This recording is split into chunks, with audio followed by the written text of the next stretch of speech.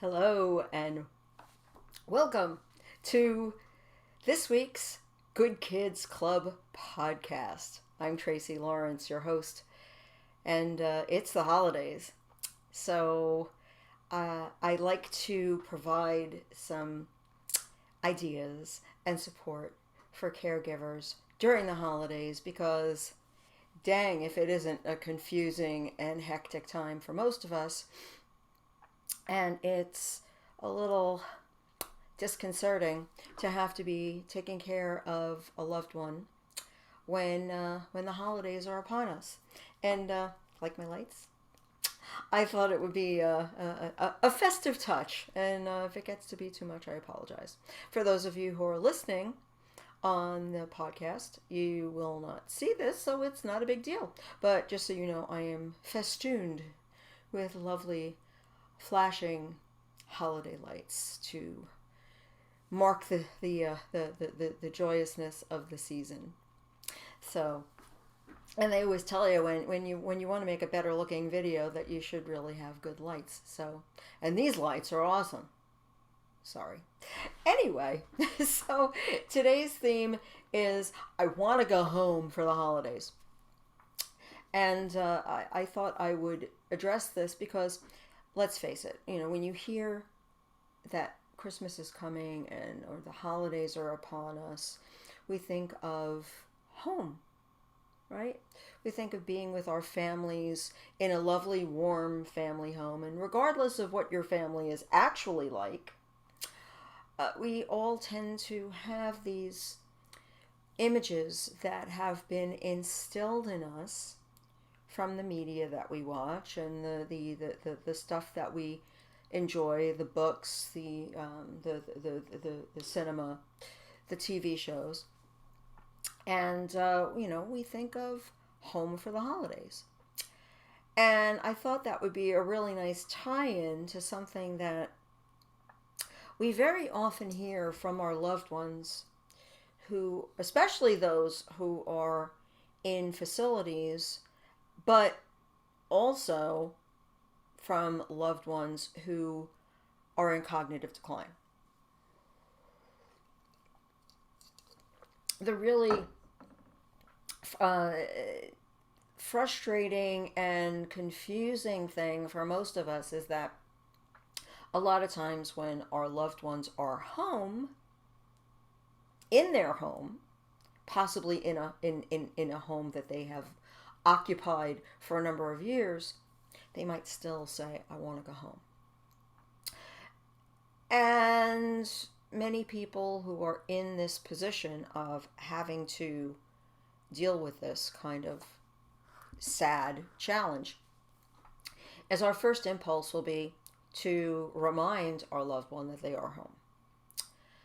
But I have formed a hypothesis around this, and you may or may not agree with me, but I've seen enough of this to think that there's some validity here. When someone says they want to go home, what it really means, I believe, for many people is I want to go back to feeling like myself. Because if you think about it, where do most of us feel the most like the people we are and want to be? When we're home, right? So home is a metaphor for being in the place and being in the frame of mind that enables us to function at a pleasing level. And very often when people are in cognitive decline, they don't remember who they are. And which is not to say that they don't know their names or they don't know who they are specifically, but they may be confused about how old they are. In the case of my mom, for instance, there were times I know that she didn't believe that she was as old as she was. When my mom was in her 80s, she was thinking she was in her teens or her 20s or her 30s. And that's why, I believe, when she would see me, she stopped calling me Tracy and started calling me Sylvia. Now, just so you understand, my mother's older sister was named Sylvia.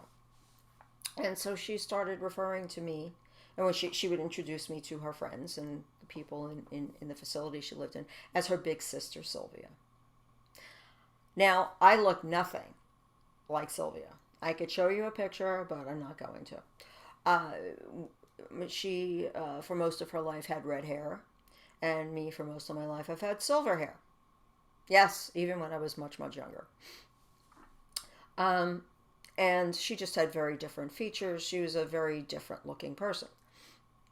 But my mother knew, even in her demented state, that we had this relationship and that I must have this close relationship to her.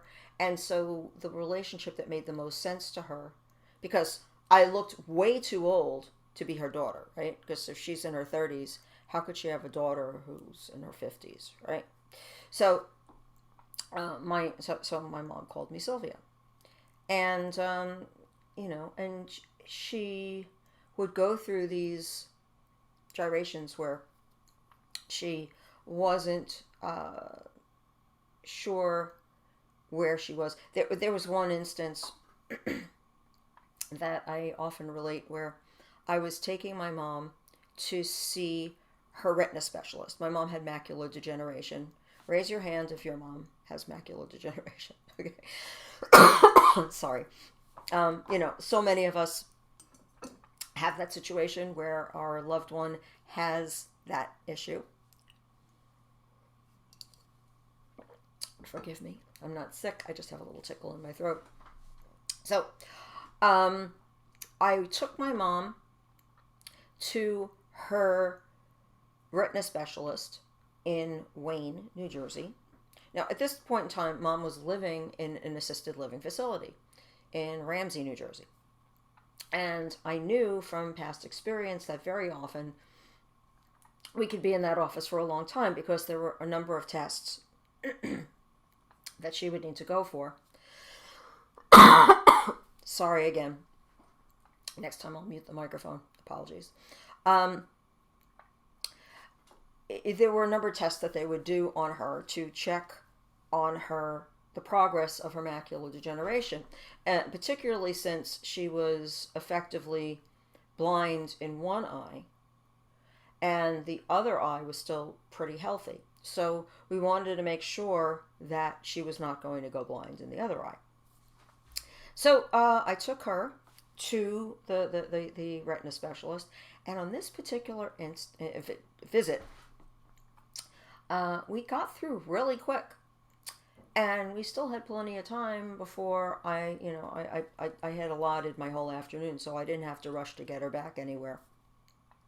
And my house is on the way to the assisted living where Mom was living at the time. And so I said, "Hey, Mom, you want to see the house?"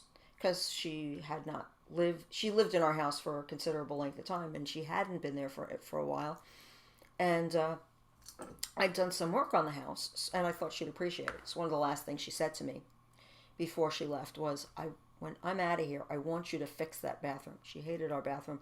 It needed repair. We knew it needed repair when we bought the house, but then when Mom came to live with us, we worked with it, but I wasn't going to upend her life to fix the bathroom. So once she was situated outside of the house, we could tear up the bathroom, and we already had other bathrooms that we could use while we were doing that renovation. So anyway, I had accomplished what she had suggested. I didn't know whether she remembered it or not. Didn't matter. I just thought she'd appreciate seeing the bathroom I had created, and seeing how the house looked, and visiting with Max, our cat, who she had a relationship with. So I brought her back to the house, and she walked in, and she's looking around, and she sees the bathroom, and she was very impressed. Saw the cat, wanted to pet him, and we sat in the living room for a bit. And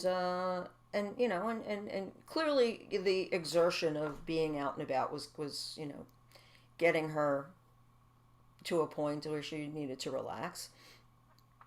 And finally, around 4 o'clock in the afternoon, I said, "Hey, Mom, why don't we get going? We'll get you back in time for dinner." So we went down to the car, and I'm helping buckle Mom into her seat in the car because, that was always, it was a problem for her. She couldn't really figure out the moving parts, and, I have to reach across her, and. So I got her belted in, and she said, "Ah, it's so much work for you. I feel so bad." She's like, and I was like, "It's okay, Mom. I don't mind. Look, I love you, and I'm glad we were able to do this. I'm glad I was able to get you to the doctor. I'm glad you were able to see the house and the new bathroom." And she was like, "Yeah." And she said, I've been thinking. I think it's time for you to put me in a home."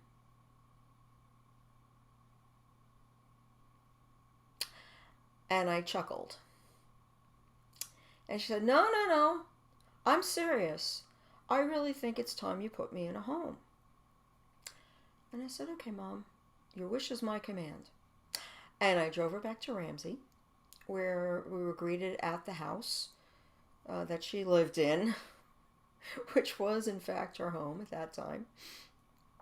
And her one of the caregivers from the home came out and helped her, and she was so happy to see her. Gave her a big hug. I gave her a big kiss goodbye, and she went in all happy, seeing her friends again, and went in, and I went home. And I giggled most of the way home because this was Mom once again doing something really special for me. She was letting me know that she was ready to be where she was, and that the place where she was a good place for her. And that was such a wonderful and special gift that she gave to me. So, and of course, there were other times when I'd go to visit her, and she'd say, "I want to go home." One of her big things when she was in this particular place was she was absolutely sure they were throwing her out. And she was always packing her bag, getting ready to go. In fact, I had to take her bag away. She had a suitcase, and I took it away because she kept packing stuff in it, forgetting that she packed it. And then she would lose, these things would be lost to her because she wouldn't know that they were in the suitcase. And she would say, "This one's stealing from me, that one's stealing from me." And then I would go and she would also plow through her Depends, like, and her, her other products really quickly because she was using them as packing material in her bags. So, I assured her numerous times that she was not being evicted, that where she was where she was going to stay, until we made a decision to move her yet again. So taking the suitcase away gave her one less thing to get obsessive about, and eventually, she would calm down, but she would always come back to it because she was always feeling unsettled, like she was going to have to move somewhere else.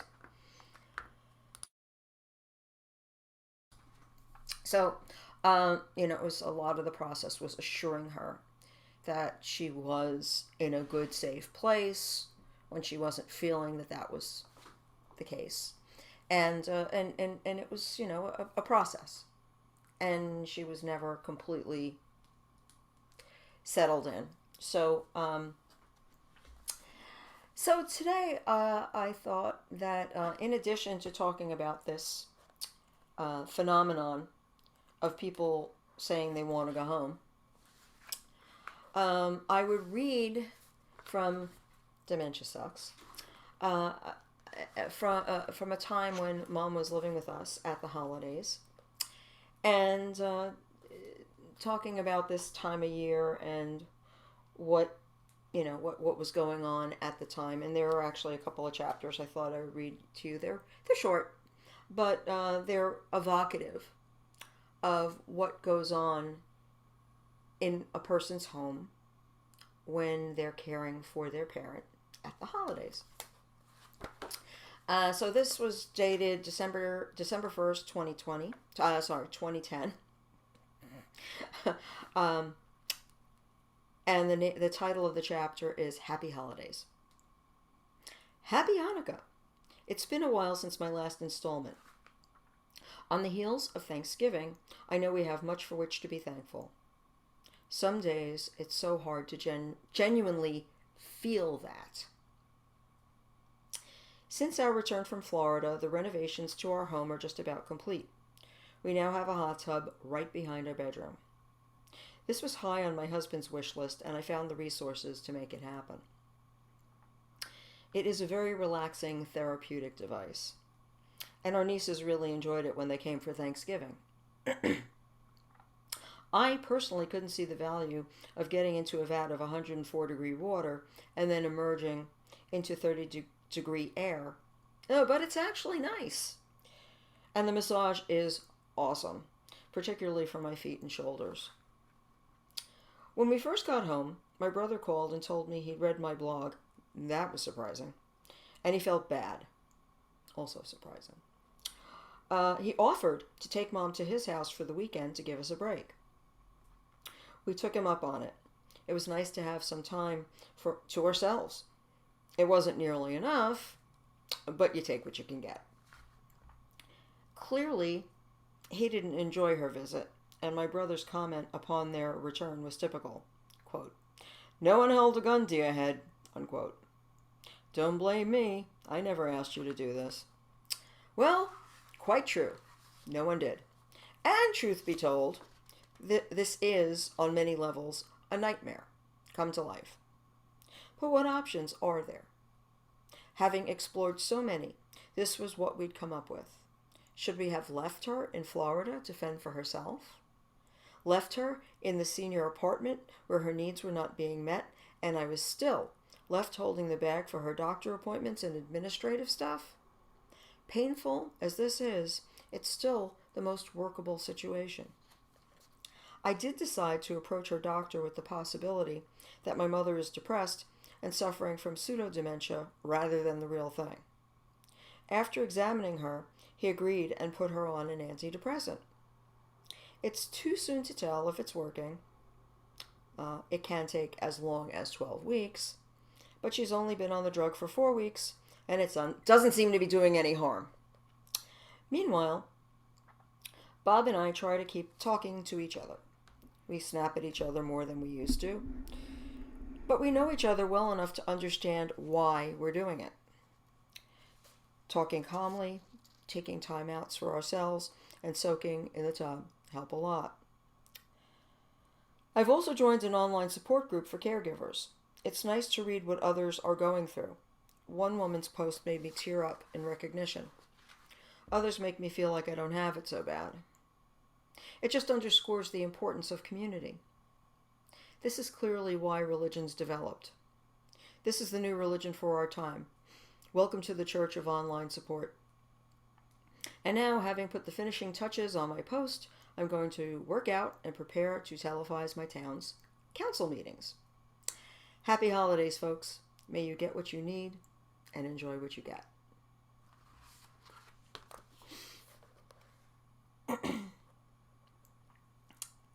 Oh, and I knew about pseudo-dementia, incidentally, because of my dad. That was one of the many misdiagnoses he'd received when he developed dementia, but as it turned out, he did not have pseudo-dementia. He had the real thing. He had vascular dementia. Okay, so next up is Chapter 9. It's called Dementia is Contagious. And this was written December 14th, 2010. One of the most frustrating things about caring for someone with dementia is that they're completely inconsistent. Sometimes they actually do know what they're talking about. Occasionally, you'll be the one who inadvertently misplaces some sought-after object. You're so busy trying to remember everything you need, everything they need, and trying to keep yourself from punching anyone, it's easy to become overwhelmed. Over the weekend, Mom was commenting on our neighbor's holiday display across the street. She remarked about how it kept changing. I assumed it was just the difference between the way the house looked by day and by night. Mom is blind in one eye from macular degeneration, and I assumed it was her bad eyesight combined with failing cognition. Then Bob went to the local liquor store and spoke to our neighbor, John, from across the street, who works there. John asked Bob how Mom was doing. The topic of Mom's perception of their holiday display came up. John then told Bob that his sister did indeed change the display each day. Mom has time to stare out the window and observe little details. I don't. She was absolutely correct. We were sitting on the sofa admiring our tree the first night it was up. As the lights flashed, I mentioned that we will probably be replacing our artificial tree with a new one next season. It looks nice, but it drops a lot of flotsam like a real tree. Mom asked if there were any restrictions on the type of tree we could have in the apartment.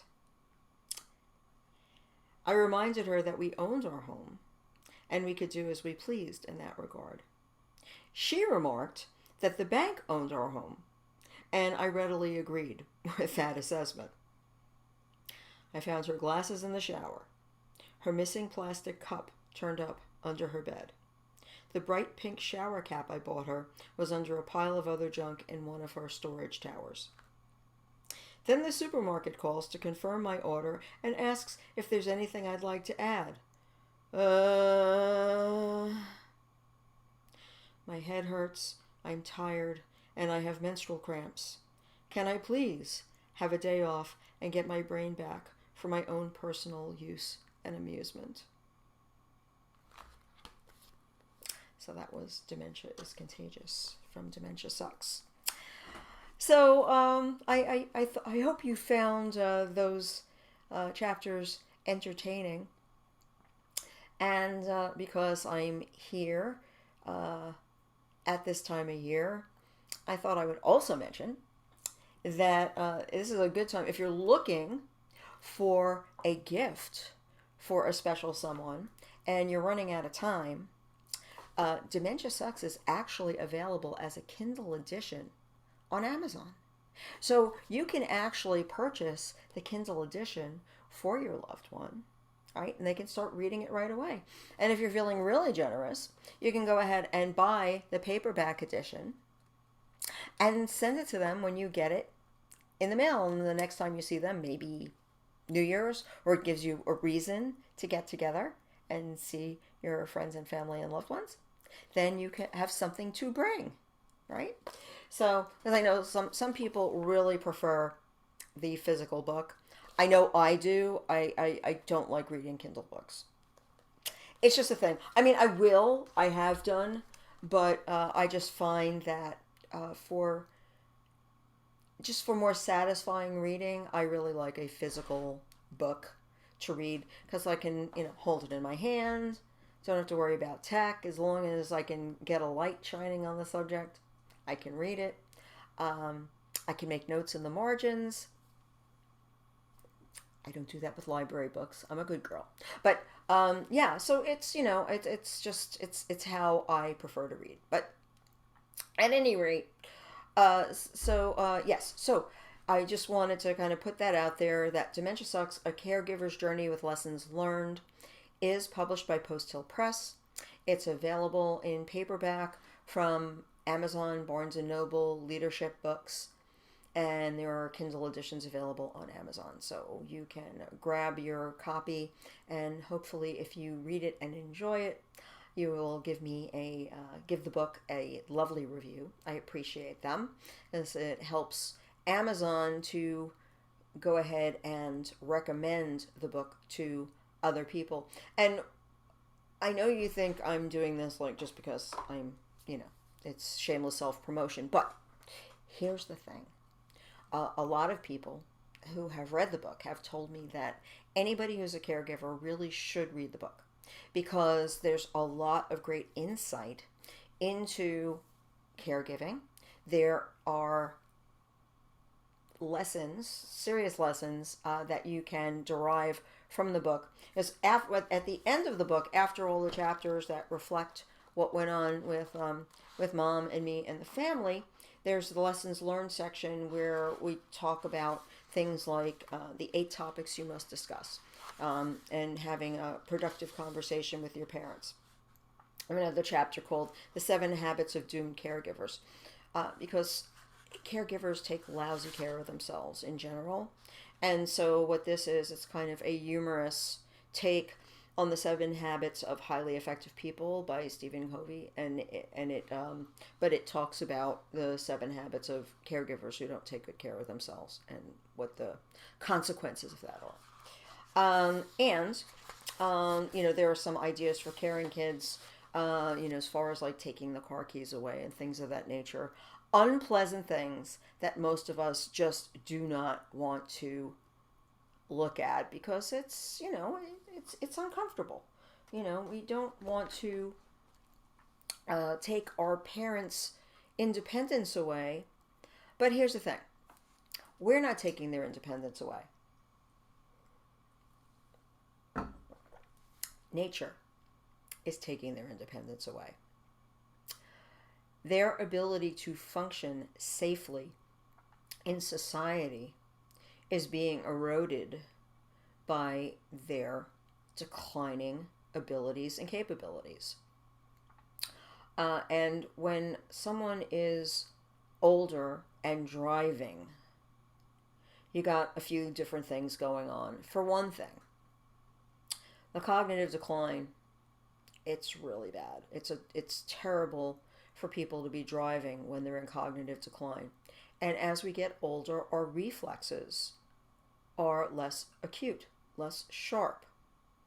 We're less capable of reacting to a dangerous situation. We're less able to slam on the brakes. I have a grandfather of mine who was admittedly a terrible driver, like most of his life, from what I understand.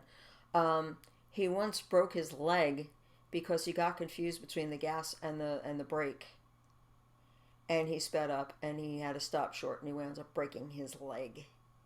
So thank God he didn't hurt anybody. At least I don't remember him hurting somebody. But these are things that we got to think about, because while adult children have no liability for their parents' actions, you have a moral responsibility. Because if you, in your heart, know that it's time for your loved one to stop driving, it's your responsibility to do something about it. And if you don't know what to do about it, I welcome you to get the book, and I'll give you some ideas in the book for dealing with that situation. And you can also contact me. I offer a free 1-hour consult, and that is my gift to you. Okay, so if after the holidays, if after you've, or even during, it doesn't matter, you can reach out to me. You won't be bothering me, because if you fill out the little form, or if you book time, I will get a notification, but you won't be bothering me, because whether or not I acknowledge it is on me. I also, and that reminds me, I have to block out time on my calendar so I don't get appointments during the holiday when I don't want to be working. So, but please, if you would like, I'm happy to help. So by all means, reach out, ask for a free consult. I will send you a form that you can fill out, so it will focus our conversation, and we can talk about your situation, and I can give you some really great ideas for dealing with the uncomfortable stuff that happens when our aging parents are in decline. So thanks everybody for listening, and if you like, I'll be back next week. Yeah, I know it's going to be Christmas Eve, but what the heck, I may change my mind, but I think I'll probably do a quickie in case anybody has any ideas or concerns or questions that you would like It's me one to o'clock. answer. It's 1 o'clock. And I hope you will drop me a line on any of my social media, my messaging, whatever. You're more than welcome to ask me these questions, and I'm happy to help you guys. Have a great rest of the week. Enjoy and find reasons to feel gratitude and find the time to take good care of you because you are worth it. All right? Okay. Take care, guys.